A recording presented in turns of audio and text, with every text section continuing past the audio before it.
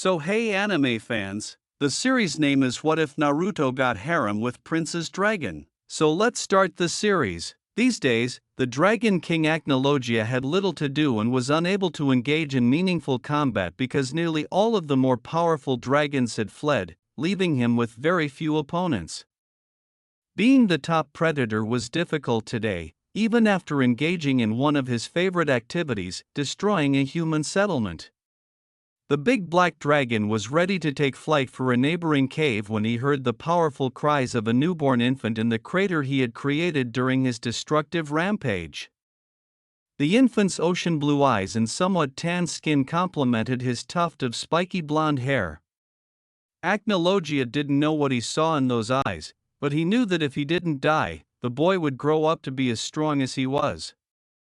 For that reason, he made a decision that would rock the world to its core. He made the boy his dragon slayer, just like the dragons had done for him in the past, and his future battle would be well worth the trouble this brat would inevitably cause him. When Acnologia shrank to his human form, he was a young, muscular guy with long, dark blue, spiky hair. His arms sported lighter blue tribal designs similar to those from his dragon form. His sole clothing was a dragon claw necklace, dark leggings, and a dark cloak. "You're going to bring a maelstrom of destruction wherever you go, aren't you?" Acnologia smirked as she looked down at the newborn.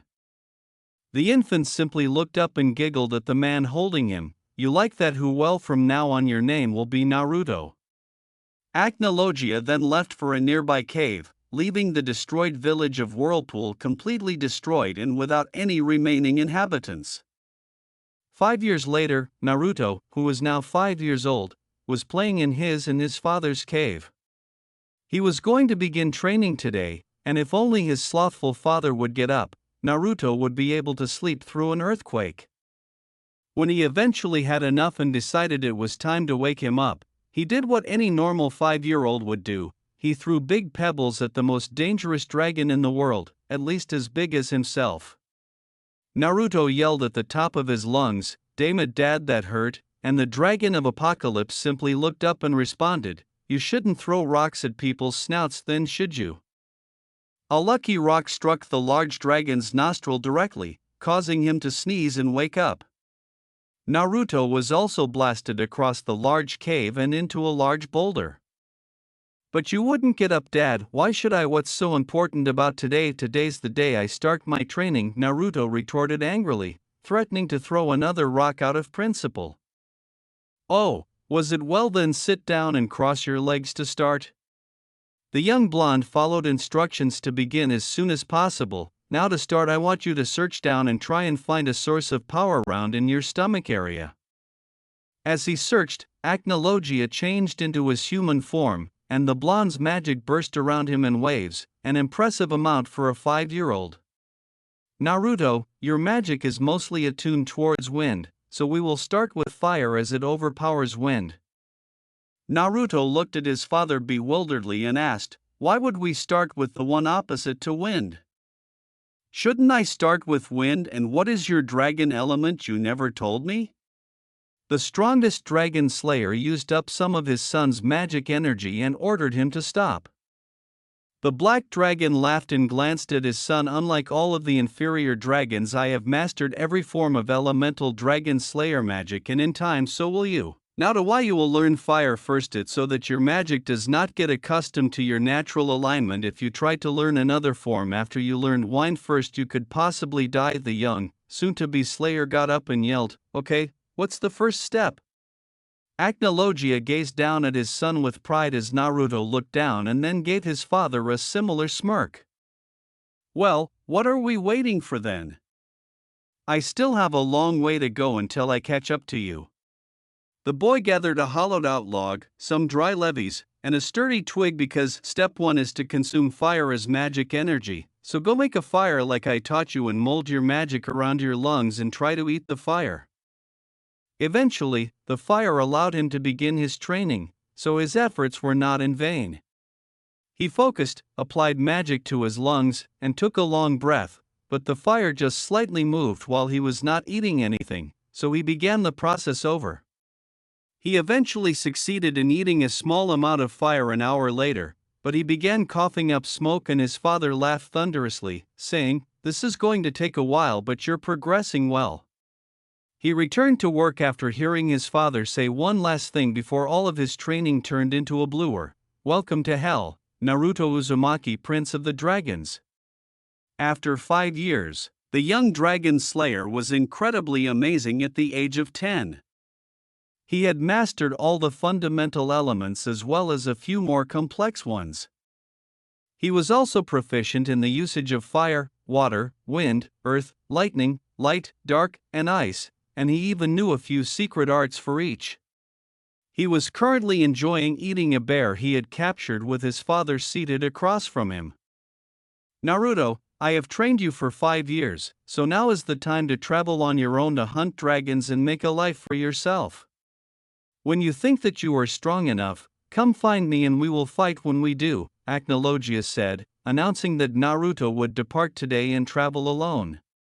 "This is my final gift to you. If I have gotten the enchantments right, it should grow with you. I would wish you luck in battle, but you won't need it with my training," Acnologia said, wrapping a dark cloak similar to his own around his son as Naruto turned to leave the cave after doing his best not to cry. Naruto finally stopped crying and yelled, "I will be back, Dad, and when I do, I will be even stronger than you." Those were the last words Naruto would say to his father for years to come. Naruto was searching for a sea cave that was said to be the remains of numerous missing people while strolling along a coastal road. He had heard of a few creatures that lived in caves and hoped to see a dragon so that he could finally begin hunting them as his father had requested, and, upon defeating him in battle, he would be one step closer to realizing his dream. As he reached the cave's mouth, he noticed a big blue dragon with a tail that resembled a fish and numerous lighter blue fins. It has huge claws on its web-like feet and a snake-like head. Even though it would appear frightening to a typical wizard, Naruto's upbringing with the king of all dragons was anything but typical, and since this dragon was unlike any of the dragon monarchs or queens his father had taught him about, it should be quite simple to destroy. Naruto launched himself at the sleeping dragon and used the water dragon's iron fist to hit it in the nose after conjuring his water magic around his fist. When the enraged dragon awoke with a raging rage and attempted to swipe at Naruto, Naruto leaped back. Unfortunately for him, the blonde dragon slayer saw this coming and leaped over the powerful swipe, kicking at the arm with minimal damage because it lacked slayer magic.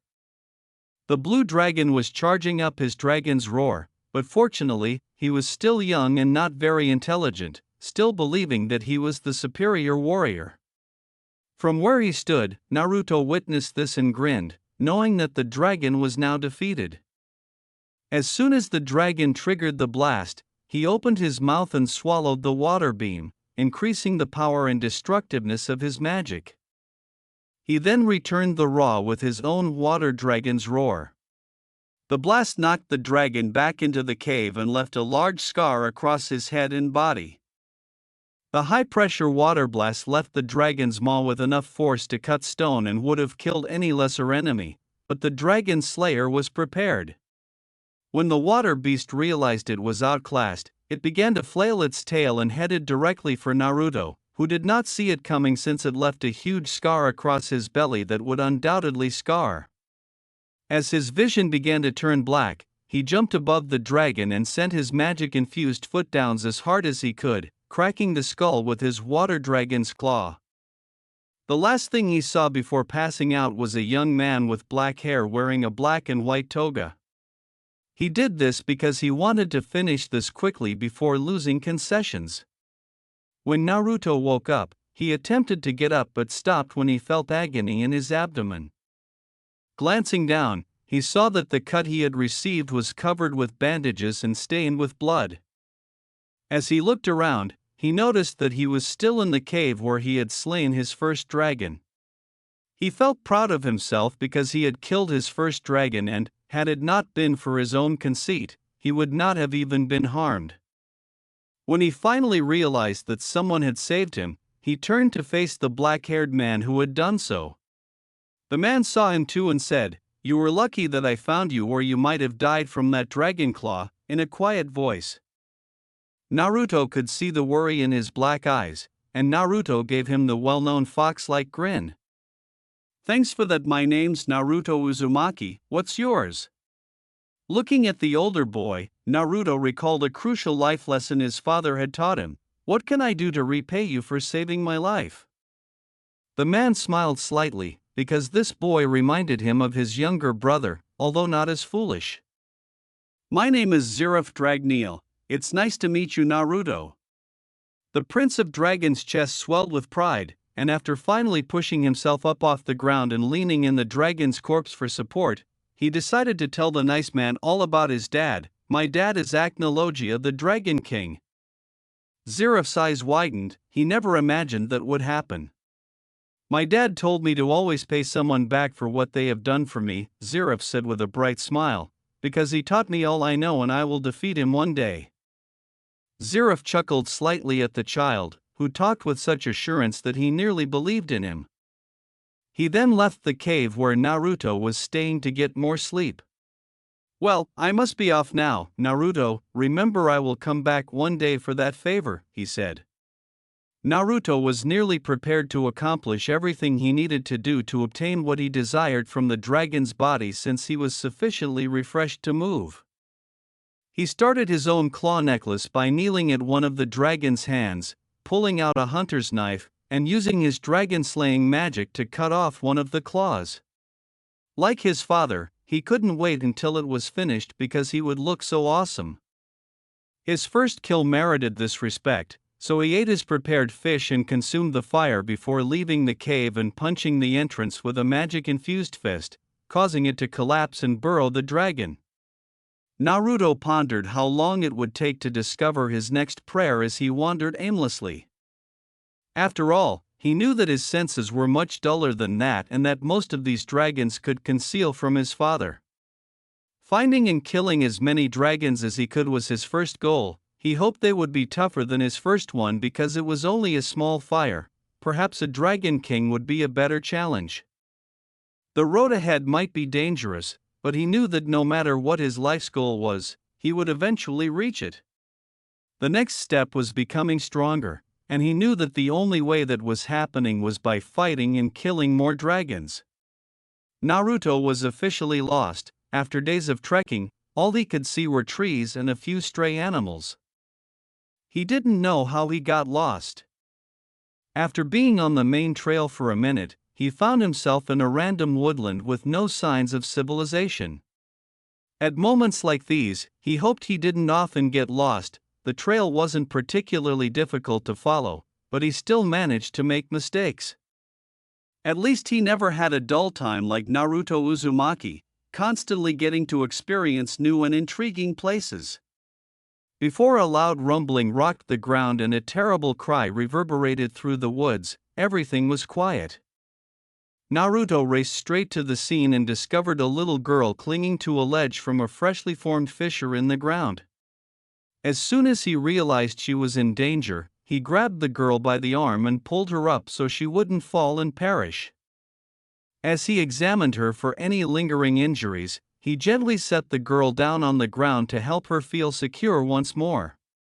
When Naruto saw that she was okay, he sighed, not realizing that he was holding "Good, you're okay. My name's Naruto, what's yours?" The young girl sniffled a little before responding, "My name's Beth, thank you for saving me, Naruto," in a broken voice. The young boy smiled gently and said, "Get some rest now and I will make sure you're okay." Giving in to the emotional stress, the young girl passed out from the traumatic experience. He ultimately made the decision to examine the girl more closely after erecting his camp, starting a small fire for warmth, and enclosing her in his cloak. He questioned why she was in the jungle because she was very ordinary and had untidy brown hair and eyes. Since she was still a little girl and, in contrast to him, it was obvious that she lacked the necessary training to be a warrior or a magician, there had to be another explanation for her presence. Naruto scowled as he considered the trees, wondering what had caused the earthquake and whether it had anything to do with the girl he had discovered. The earthquake he experienced was so powerful that it really left a tangible scar in the ground. Few monsters or people could have caused such a disturbance. When he heard a growl from where he had wrapped Beth, he was startled out of his reverie and noticed that she was beginning to stir. He was quite aback by how quickly an average person recovered. He needed to know why she was there when she eventually woke up sufficiently for him to question her. "So, Beth, why were you in this forest? It's not a place for a little girl like you." Looking at the boy that saved her life, Beth decided that he could help her out. "Please, you have to help me. My brother hasn't come back and I went looking for him." Looking into her pleading eyes, Naruto just couldn't say no. "Okay, I will help you out, but you have to tell me why your brother was here in the first place." Happy that she had gotten help from the strong-looking boy, even though he could only be a year or two older than herself, Beth started to tell him why her brother had gone. "My big brother is the strongest mage in the village, and this big mean monster started to attack some of the farms. So when he heard about it, he went hunting with a group of strong fighters. That was a week ago, and I've been worried, so I decided to look for him." Naruto looked at the girl with sympathy but broke out in a grin that was really brave. "But I bet your brother was already done with the monster. How about you go back to your home and I will find him for you?" The grin was infectious as Beth soon developed her own. "Wow, that's so nice. I'll go home and get mama to make you and big brother a big meal." That's when she ran off in the direction Naruto assumed was her village, taking his cloak with her. When he saw the young girl was gone, he smiled as he considered the beast he would pursue in the hopes of saving the girl's brother. The only creatures he could think of up to this point were golems, earth elementals, and, at last, the earth dragon he hoped for. He would have an advantage if it were a dragon because of his magic, but after his most recent battle, he realized that success wasn't assured because he would be dead right now if it weren't for Zeref. He sat down and concentrated on his improved senses, noting how much more acute they felt than they had been before to his experience with the water dragon. The beast was a dragon, and his next victim was a big reptile that he could faintly detect mixed with muck and earth. He encountered the dragon while running in the direction of the odor. It was rock brown and had incredibly thick scales that gave the appearance of both boulders and real stone. On the brown head that resembled a helmet, its eyes were a frightening shade of crimson. Its ragged wing and lighter-colored underbelly eyes were its sole defense points. Judging from their appearance, they couldn't even lift it off the ground, much less make it fly. Additionally, it was so enormous that it nearly reached the tallest trees, making the water dragon he killed appear to have been reduced to a hatchling. Naruto knew, just by looking at it, that this battle would be far more difficult than the one with the water dragon, and he could not afford to be cocky like he had been the last time. When he eventually turned to look around, he saw that the dragon was engaged in combat with a guy who was wearing plate-like armor covering his shoulders, arms, and legs. He had a bear-like strong chest.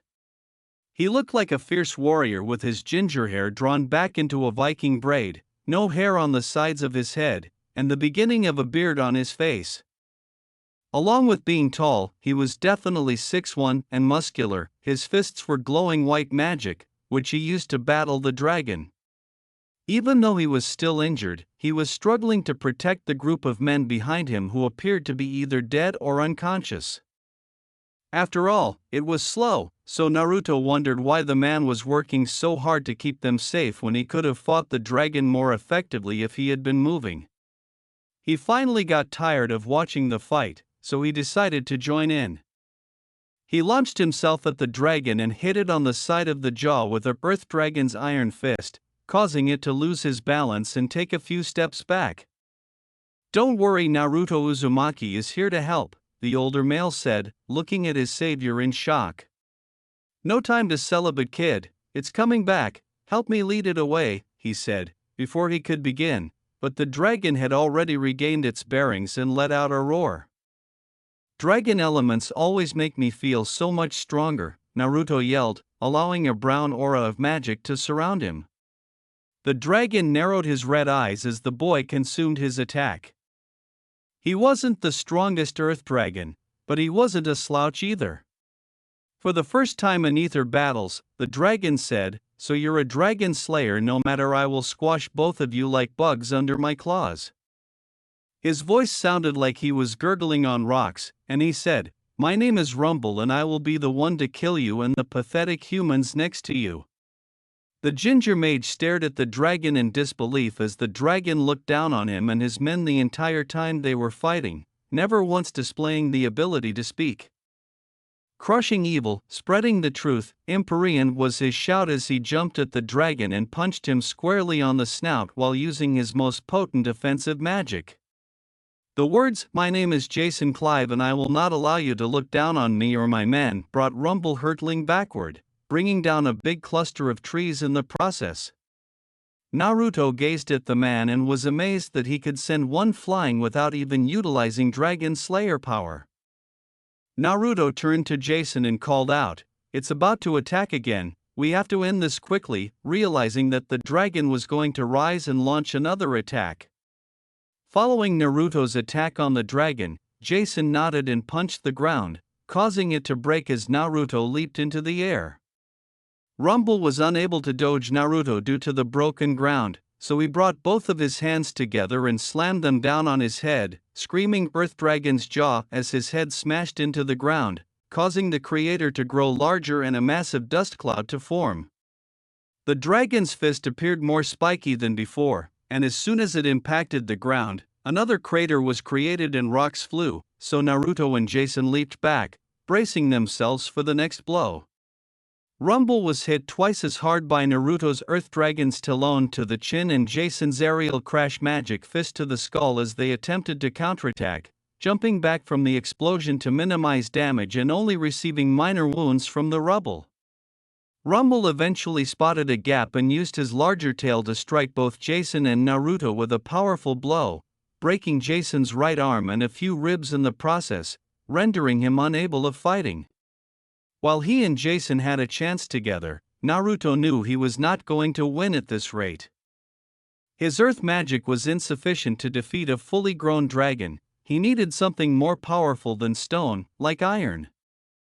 Running quickly to a fallen blade that the warriors had brought, Rumble bit it down and concentrated on eating the iron.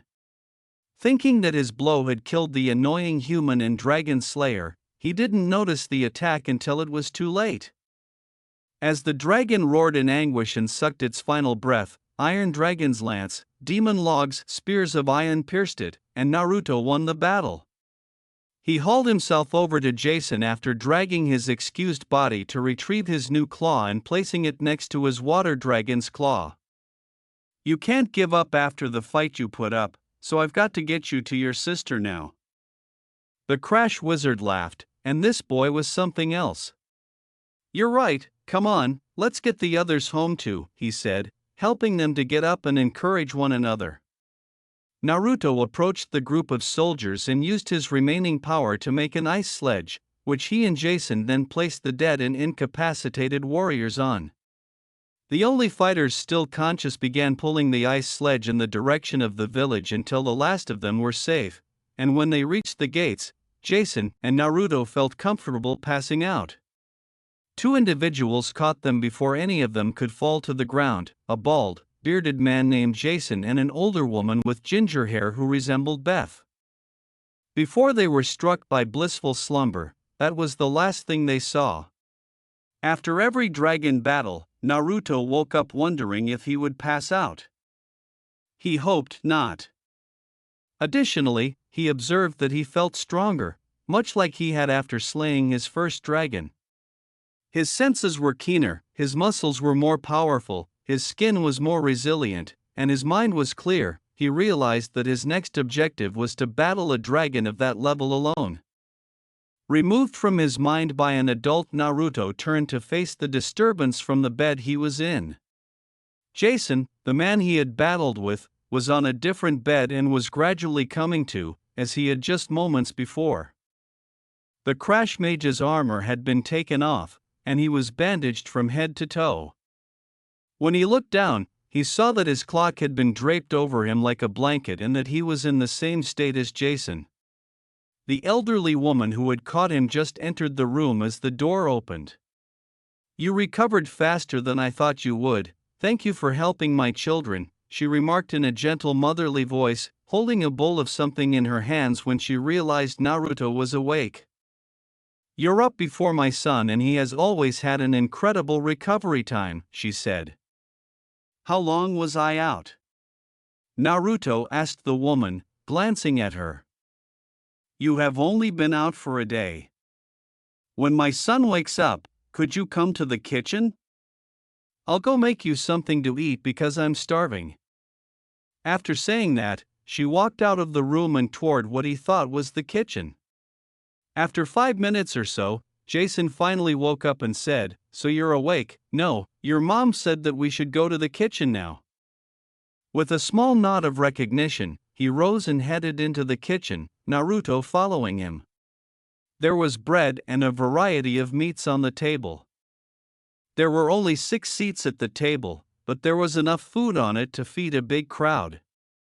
Jason's mother, father, and sister were already seated and anticipating their arrival. With their parents seated next to them, he took a seat at one of the table ends and said, "Thank you for helping my children." The bearded man said, "I was told that Jason couldn't kill that beast by himself." Naruto looked at him in shock and said, "It's okay, I was looking for dragons to kill anyhow." The man and everyone else were taken aback by the boy's response. "I was trained from a young age by my dad to slay dragons with a promise to fight him one day. I'm not strong enough yet. The only way to get stronger is to fight and kill dragons just like he taught me to." Pointing to his necklace, "See, I've already killed 2 and I already feel stronger." The Clive matriarch said, "Your father must have been a great man to teach you to become this strong," and Naruto grinned proudly. "He was a great man when he was human and he's an even better dragon now." The family looked shocked. "What do you mean when he was human?" Jason asked in a shaky tone. They continued to look shocked as Naruto began to explain. "My dad was a dragon slayer just like me when he was younger, but he used his magic so much that he turned into a dragon himself. How cool is that? I hope it happens to me too." They were unaware that Naruto had consumed all of the food during their conversation. When Jason's father said to him, "If you ever come across the Clive family in the future, we will help you out. I'm forever in your debt for saving my children's lives," Naruto stood up and started to go, but he paused. As he left with shouts of farewell from Jason and Beth, Naruto nodded in agreement. Although it was enjoyable to stay with them, Naruto had to return on his quest before nightfall. After leaving the Clive family 2 weeks ago, Naruto was now in a library perusing some magic books. Having witnessed the might of Jason's magic, Naruto was searching for a magic that would both enhance his own abilities and conceal his shortcomings. When he finally discovered it, the book had enchantment printed in large gold letters on the front. He had been searching for several hours and had not found anything that caught his attention. He chose to read the book since something about it drew him in. While his existing magic was only offensive in nature, this magic enchantment could benefit him by attacking and supporting something that he lacked. No matter how long it took, he knew that this knowledge would advance him to the next level. Taking the book with him was the first step because he was certain that no one would miss it, not that he could purchase it anyhow. He needed money for that, but he didn't have any. In any case, he heard that the greatest way to get money was to work in hazardous professions located in bars. Perhaps he could locate one and then purchase the necessary items to learn this magic. Naruto nearly perspired when he saw the positions that were available. They were so pitiful that it was no surprise that there were so many. He had to perform a lot of menial jobs in order to earn money, such as cutting down trees for wood and hiding meat and conceal from animals. He went off piking a few things he found in the hopes that it would all be worthwhile, not that it would take long, anyhow. Naruto realized that it was simpler to enchant an object when he utilized a medium, such as a branch for the time being, or perhaps a staff, as the author suggests, because they would be useless unless he obtained more from this than simply money. Even though his branch broke and he needed a new one, he was able to cut down the trees before sundown by using his newly discovered enchantment to harden his branch and sharpen his pen. He had not tested it on humans, but he doubted it would work unless they were as stupid as bricks. On the second day, while hunting, he used his enchantment on wild boars to put them into a berserker rage, increasing their strength and powers. However, they attacked at random, making it harder because they had some sentience, and it took the entire day before it worked every time. He believed he was at a sufficient level to utilize in basic combat after a month of this training. After working for a month, he had finally saved up enough jewels to purchase more sophisticated tools for his enchantment. After all, he could only do so much with twigs and a tree branch. As he entered the store, he searched for what he needed. When he first saw a staff made of brown wood with a lacrima fastened to the top, he thought the staffs were too ornate for his taste. This was the one. The familiarity would be beneficial because it reminded him of the branch he was training on. Additionally, he bought some empty lacrima so he could try some more of the more complex enchantments later. He was fortunate that one of the basic enchantments was to increase and decrease the size of inanimate objects, so he shrieked it to fit him better. Despite the fact that hand-to-hand combat would always be his strongest combat form, having the staff would help him surprise the enemy because most weapon users weren't as good at it as he was. If they couldn't defeat him while he had his staff, they wouldn't be able to defeat him in hand-to-hand, which would make the fight unfunny. After deciding that his stay in town was over, Naruto packed his belongings and left. He was about to leave the village gates when he saw a bleeding man staggering down the road. The Dragon Prince decided to investigate, since it might have been a dragon after all. The man pleaded, "Please help me," as he lay at Naruto's feet, having lost all of his strength to stand. Tell me what happened, Naruto needed to know, because he could almost smell the impending battle. A group of demon cultists set up in an old tower nearby. I was about to come and warn the village, but they had seen me. I barely got away with my life, the man said with a raspy voice. The Dragon Prince moaned in dismay at a group of demon cultists, asking why a dragon would be a more entertaining option. Even though he had just taught Abbott, he thought it would be a good idea to try out his enchantment magic. "Don't worry, I'll go get rid of them," he said, and Naruto walked as if he felt a lot of power. He arrived at the tower after roughly 10 minutes, which was incredibly cliché. It was a towering, black construction with enormous spikes covering various portions, possibly added later to give it a more threatening appearance. A large ice crystal with a purple hue in the center was located at the pinnacle of the tower. They were hiding here because they either believed they were strong enough to not need to hide or they were confident in their abilities. He didn't care that he would prevail because his enchantment offered him adaptability and his dragon-slaying spell was powerful enough on its own. It didn't matter to him that humans, demons, and even dragons would ultimately be vanquished by him. If he couldn't accomplish it now, he would get stronger simply to be able to. Naruto chose to limit himself for the impending battle by using only his staff and enchantment magic for as long as possible because he knew this would not be as enjoyable as his dragon opponents. In addition to making this enjoyable for him, it would provide him the practice he needed to go to the next level of magic. He was far from achieving his own objective, which was to become a high enchanter. It seemed that only one other individual had achieved this feat. Since he hadn't actually used a staff previously, he would primarily be attempting to figure out how to fight with it effectively in this battle. When Naruto pushed open the big doors that allowed people to enter the tower, he noticed that at least 50 of them were all wearing the same outfit. Most cult members wore hoods over their heads and long, ice-blue robes that encased their bodies. The only one with a distinctive appearance was more of a brute than a cultist. He was easily 7 feet tall, with protruding muscles, and only wore sandals and a single piece of clothing. He didn't appear very intelligent, so perhaps the spell might work on him as well. However, only time would tell. He is most likely an enforcer to keep people out, not a leader. The 7-foot muscle wall was the only thing that slightly intimidated Naruto when he looked over the cultist, but he knew he would prevail even without his dragon-slaying magic. He couldn't tell if one of the cultists was brave or foolish. "You might as well run away now with Mammoth on our side, there's no way we could lose," he added, gesturing to the group's might. They were so feeble that they were hiding behind the fear of the mammoth, while the new enchanter raised an eyebrow at that. Naruto pointed his staff at Mammoth and remarked, "I don't have to worry, he won't be on your side for long." The Lacrima enchant, Berserk, caused Naruto's staff to glow before the cultist could inquire what he meant by it. If they hadn't heard the cries of wrath coming from behind them, they would have continued to taunt him with taunts like, "Ha, is that the best you've got?" after the spell appeared to have failed. Mammoth was standing there, but his eyes had gone entirely white and his muscles had begun to protrude even more.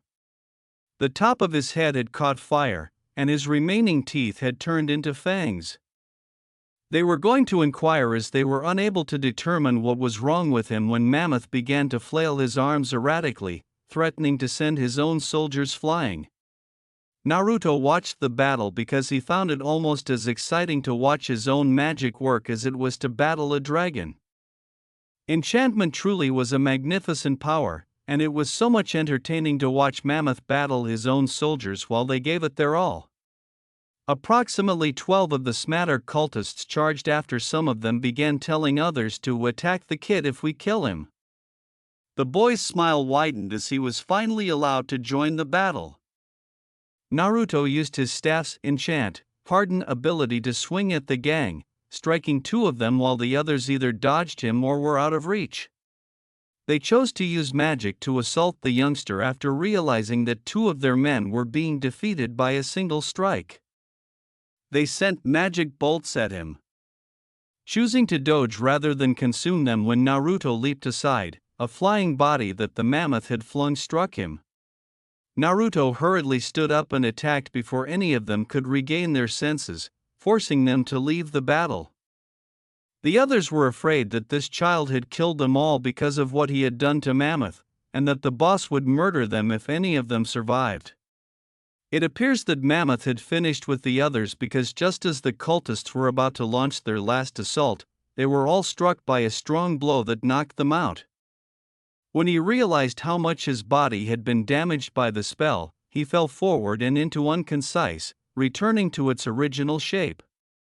He approached the big staircase that led all the way to the ice sphere he had seen outside. He spotted what he could only assume was the cult leader as he ascended the stairs to the roof. He was reading in mumbles from an open when it subsided. The cultist priest was dead and a big pool of blood had formed above his body. The book had begun to shine until the icy blue light was so intense that it blinded everyone nearby. The big ice sphere was filled with brilliant scarlet blood. The spherical began to move and transform into a huge ice gorilla, with enormous arms that touched the ground, tiny legs that could do great feats, and an enormously vast torso. It was under the authority of the red blood that was flowing through the frozen body. He would have grabbed Naruto if his arm hadn't suddenly broken into a million pieces. Finally, "I am free from that accursed book, now the world shall freeze," the demon yelled, waving its large arms around it. It began to cackle maniacally until it spotted the young blonde.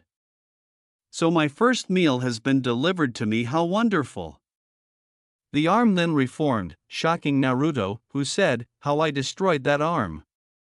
The demon grinned at the blonde, saying, "As long as blood flows through this body I can never be beaten, I am the strongest demon of Zerif." Naruto had hardened his staff at the last minute and swung at the limb, destroying it. Naruto appeared surprised that he was thus close to the Zerif who had saved him. He would always prevail.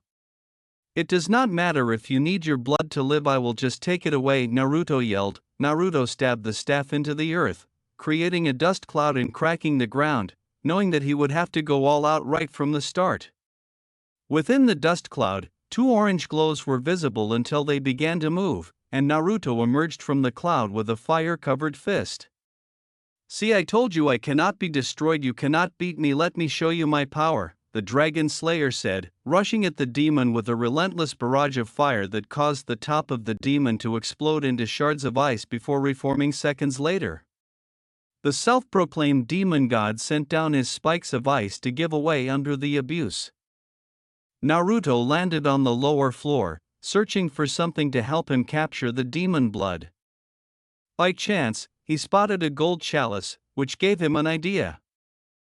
The ice ape waved its enormous arm, creating ice spikes all around Naruto. "This is my power. I can make ice from nothing. I have surpassed all other demon, even I am no longer a demon, I am a demon god," he said, laughing hysterically. The ice demon leaped down in search of his prey, but was unable to locate it and was ready to descend deeper when he felt a jump on his back. The demon noticed Naruto clinging to it with his bare hands as it looked behind it. As he bit down on the frozen body, Naruto teasingly said, "Say goodbye to your body, demon god." Using his dragon-slaying magic, he absorbed the entire body. In order to keep the demon imprisoned, Naruto enchanted a golden chalice, into which the blood fell and gathered once more in preparation for the formation of a new body. "You won't be getting out of that ever again. This chalice will slowly sap away your soul until only your power and negative emotions remain within it," Naruto said. When Naruto looked at the chalice, he realized that he had made a new and lethal weapon. If what he had heard about demon blood was true, he wondered what to call it. Then, the thought, "I know how about demon god manifestation, demon's extract, that will be a good name," occurred to him. Naruto picked up his staff from its position on the floor and left the tower with the chalice and staff in hand, saying, "My hands are a bit full. Although it is convenient to having a place to return to, I question whether I should find a more permanent location rather than keeping my belongings on the road." If Naruto recalled correctly, there was also a mountain range to the left of the village he had just left, which was called Magnolia. It wasn't the largest yet, but there was something about it that told him he should stay close to it, and living in a mountain would give him the sense of familiarity that he had been given as a child. After making his choice, he headed toward the mountain where he would store his belongings and return. He could only hope that it was the right one. Because of its magnitude, not many people would be willing to trek to reach the cave where he would dwell, making the mountain, which was easily one of the tallest in all of Fiore, ideal for him. After living and traveling through human settlements, Naruto realized there was an issue when he arrived at his selected cave. He discovered that the cave was somewhat empty and that none of the elements were fit for furnishings, so it would appear he would need to make the necessary changes. Naruto was looking around the cave mouth when he noticed a tree in the distance. He hurried over to it, grabbed hold of it, and ingested the new chemical. Because he was relaxed and not under any stress, it was much easier than when he did it with the iron. Using his earth magic, he created 5 rooms so far, 2 on each side and 1 in the back, as he made his way back to the cave. If he so desired, he could construct more later. It was time to test his new magic.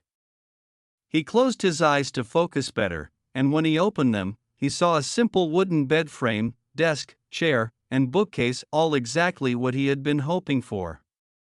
He focused on the feeling the wood gave him and tried to shape it into what he wanted in the room. Naruto proceeded to the distant wall, created a pedestal there, and set the demon extract on it. Naruto questioned whether he could do more after seeing the weapon he had made.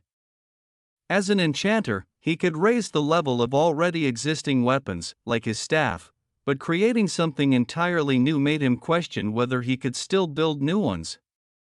He simply needed a means to shape the raw materials that were all around him in the mountain. He had heard of alchemists in his travels who could transform things into the best kind of weaponry. Perhaps he could do the same. When combined with his enchantment, he could potentially make anything he desired, from biological weapons to gauntlets that could conjure lightning. Yes, they could be quite beneficial to him in the long run, but they didn't even need to be weapons. He made the decision to sleep for the day and give it further thought the following day. He considered what would be helpful to him and how to obtain it when he woke up and ate some of the food he had brought up the mountain. He was aware that he would have to learn alchemy, but he was unsure of where to look for it or whether there was a map to follow. If there was one, he could use it to avoid getting lost again, and it would be very simple to create. With his staff in hand, Naruto cast his enchantment into the book, creating a bright glow, and set the empty book he intended to transform into a grimoire on the ground. The book now had an odd look that resembled a wide mouth once the illumination faded. Naruto was astounded to see that the book featured every kind of map he could possibly want, including ones he had never seen. Since it was functional, he wanted to give it a name, and suddenly, similar to the demon's extract, it occurred to him, "I shall call you the complete book of the world, Rongo Rongo." Pleased with his latest creation, Naruto began searching for what he desired. He would locate what he needed on the page he desired, which was a map to the ruins of an ancient alchemist. The only thing he could hope for was that his creations would transform the world. Naruto had been making weapons for the past few years, and all of his expectations had been met. From the 4 holy swords he made, Caliban, Excalibur, Durandal, and Ascalon, to his more dubious weapons like March of the Dead, Yatsufusa, which could bring back the people it had killed, he had accomplished a great deal with his creations. He couldn't have denied their value, even though some of them were highly immoral. His inventions were very amazing and went beyond handheld weaponry to include biological ones. Although he had not altered much over the previous 4 years, he had grown taller, his muscles had become more pronounced, and his necklace, it now had 4 claws, which he acquired while looking for supplies for his armor and weaponry. He had joined forces with a magic knight named George to defeat the first one, a massive western fire dragon that had been wreaking havoc on the capital. Since he was still unable to defeat a fully grown dragon on his own at the moment, he handed George the dragon-slaying sword, Ascalon, and the two of them defeated it together with little damage. The second one was only a few months ago. It was an elderly eastern dragon with thick hair that was nearly unbreakable. Fortunately, its senses had been weakened by aging, and he was able to swiftly kill it by striking it in the eyes. Infinite uses. Crosstail was already one of his favorites after he successfully weaponized the dragon's hair, transforming it into threads that could be weaved to accomplish anything. In order to locate excellent welders, he dispersed the majority of his inventions across the country. He was no longer even aware of the whereabouts of some of them. When he last saw, Excalibur was still in the stone where he had set it, Ascalon was with George, Durandal had vanished, and the young prince had received it after giving it to a water deity inside a lake. Only 4 of his weapons were known to him at this time. Yatsufusa was always with them since they were so evil, and demon extract was still sealed in his room. As he just arrived, Cross Tails was also heard, and Rongo Rongo accompanied him constantly to ensure he did not get lost. However, everything else was gone, including his biological weapons, which had gone in search of a suitable master. If it weren't for an unexpected yawn that reminded him that he hadn't slept for 3 days, he would have carried on with his memories. After deciding to take a much-needed nap, Naruto felt that something will soon change. When Naruto heard a knock on his door the following morning, he awoke groggily and wondered who it may be.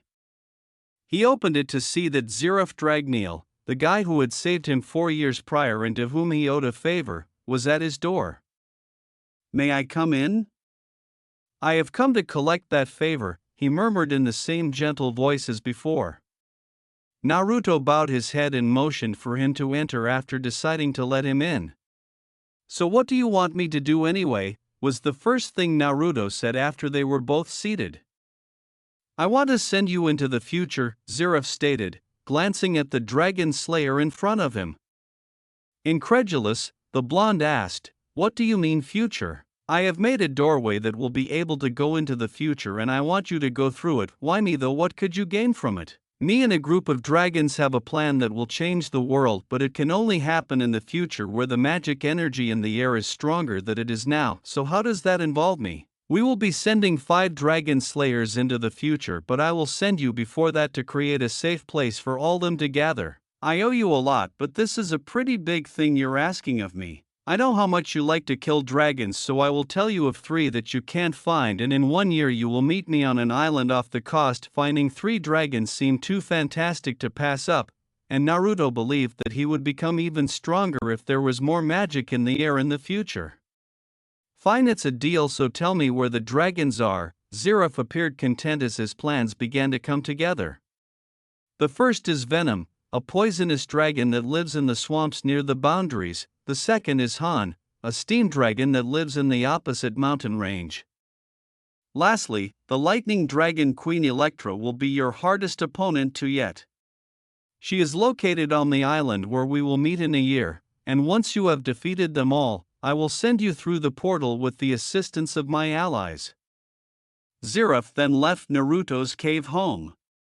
Naruto reflected on their recent agreement that he would be sent for an indeterminate period of time in the future and would have to take care of children when he arrived. How exciting! In order to embark on this voyage, he needed to gather his most essential belongings. In order to avoid getting lost, he put on his trusty cloak, grabbed his book Rongo Rongo, hid Yatsufusa under it, and finally collected his staff for the trip. He didn't really need much, after all. Naruto erected a big boulder to hide the entrance so no one could locate it after leaving the cave for what may have been hundreds of years. Naruto said he would walk down the mountain to his first destination without turning around because the swamp was where the poison was hidden. Perhaps he could try creating a lacrima out of the dragon. Naruto had determined that the marsh was filthy as soon as he entered there. It's no surprise that the dragon enjoyed living here given the dead-looking trees and poisonous bog. The entire forest was green, most likely due to the poison gas the bog was releasing.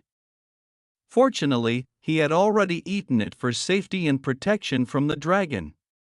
The dragon dwelt inside a cave in the middle of the swamp, and Naruto could clearly see it sleeping there. If the dragon was dead, he couldn't enjoy himself. To make his staff fit in his pouch, he shrank it. Naruto got ready for combat. Naruto approached the dragon's purple muzzle and woke it up by punching it in the nose. "Who dares wake me, Venom? Show yourself!" Poison roared, waking Naruto, who coughed loudly, encasing Venom to glance down and say, "It was you. How dare you do that to me?" "Don't worry, that won't annoy you anymore after this. After all, I will kill you today," Naruto said with a beaming smile. The youngster said, "You're a dragon slayer, no matter what, you won't kill me." After smelling their venom, a weaker man would have been slain by Naruto's claw swipe, but he stepped back just in time. He was able to see the dragon's entire body at that point. The dragon was a western dragon, with 4 legs and a rich purple color from tail to snout. The moth's eyes were golden, and its fangs resembled snakes and leaked a scarlet liquid. Compared to other western dragons he had encountered, the body was relatively slender, but its long tail made up for it.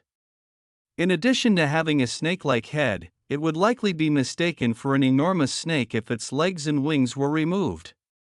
Water shot up out of the marsh as Venom swiped his big claw at Naruto. He nearly got bitten by the dragon as he leaped into the air to dodge.